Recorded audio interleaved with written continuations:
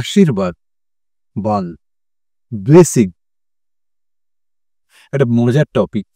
হঠাৎ এটা মনে পড়লো, এখন আর সেভাবে কেউ হয়তো বলে না, কিন্তু আমরা যখন ছোট ছিলাম তখন কোনো গুরুজন বাড়িতে এলেই বা একটু মাস্টারমশাই, পণ্ডিত মানুষ বা যে কোনো অ্যাচিভার এরকম কেউ বাড়িতে এলেই বা তার সান্নিধ্যে এলেই বাড়ি বড়রা গুরুজনেরা বলতো যে ওনার কাছ থেকে আশীর্বাদ না, ওনার ব্লেসিং না। আসলে এই ব্লেসিং বা আশীর্বাদ বস্তুটা কি? এই এখন এসব নানান কিছু ঘাঁটাঘাঁটি করতে করতে তার সঙ্গে নিউরোলজি, আমাদের মাইন্ড কিভাবে কাজ করে, vagus nerve, sympathetic, parasympathetic, frontal cortex, upper frontal cortex, limbic system, তো এই সব কিছু নিয়ে ঘাটাঘাটি করতে করতে এগুলোরও খুব ইন্টারেস্টিং ফ্যাসেট বেরিয়ে আস। What is blessing? আশীর্বাদ কি? আশীর্বাদ মানে হচ্ছে আমি একটা অ্যাফার্মেশন, মানে যে আমাকে আশীর্বাদ করছে একটা অ্যাফার্মেশন সিগন্যাল পাঠাচ্ছে, একটা পজিটিভ সিগন্যাল পাঠাচ্ছে। পড়াশোনা খুব ভালো হও, খুব বড় হও, ভালো মানুষ হও।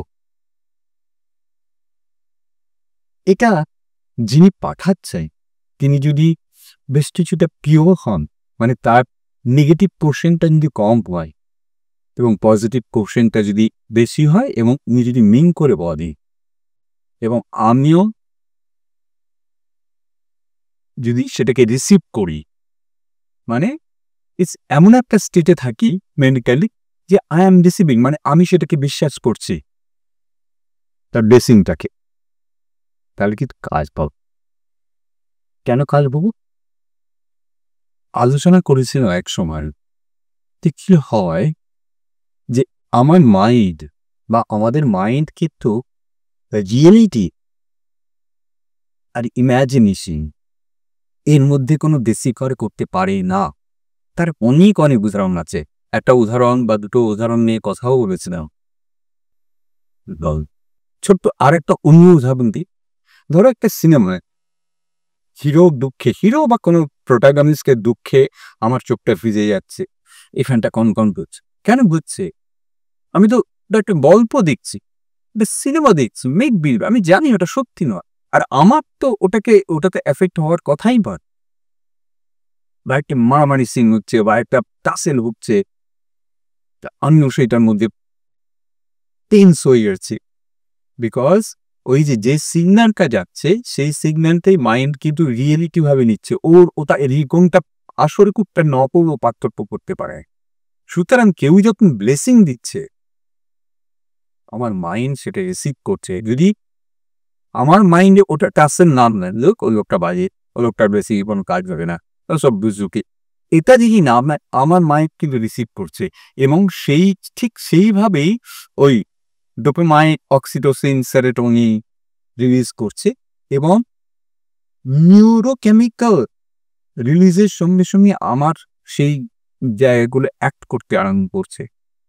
এখন প্রশ্ন হলো, তাহলে এটা একটু মজা, যে কারণে এই প্রসঙ্গটা এড়িয়ে না, তাহলে সেই যত বড় অভিযোগই হন, with due respect to everybody, যে যত বড় গুরুই হন, দ্রষ্টা হন, মহাপুরুষ নয়, তার ব্লেসিং যদি কাজ করে, তোমার নিজের ব্লেসিং কেন কাজ করবে না? নিজেকে নিজে ব্লেস করো, নিজেকে নিজে আশীর্বাদ দাও। তার মানে ওই সিগন্যালটা পাঠাও, যে সিগন্যালটা তোমার সাবকনসিয়াসে যাবে, ওটাই সে সত্যি বলে ধরে নিই। যেমন আমি খুব ভালো চাই, আমি খুব ভালো পড়াশোনা, আমার এনার্জি প্রচন্ড বেশি, আমি যে কোনো কাজ খুব ভালোভাবে করতে পারি, নো ম্যাটার সে কাজটা কিরকম, শক্ত, সোজা, অল্প। এই দিস আর ব্লেসিংস। সেই ব্লেসিং শিখতে সেই আশীর্বাদটা নিজেকে নিজে করো, দেখো প্যারাডাইম শিফট হবে।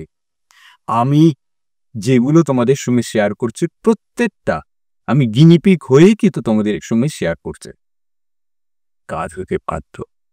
নিজেকে নিজে আশীর্বাদ করো। যে কোনো গুরু, যে কোনো মহাপুরুষের আশীর্বাদের থেকেও সেই আশীর্বাদটা আরো বেশি তেজ কার্যকরী করে।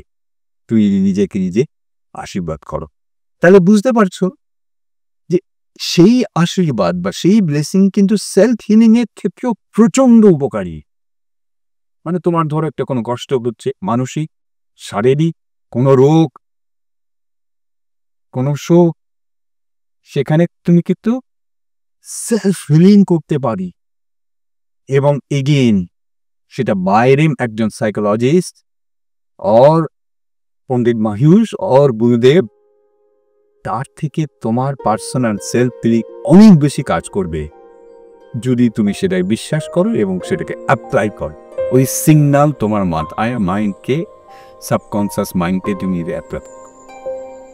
ওকে, বাই।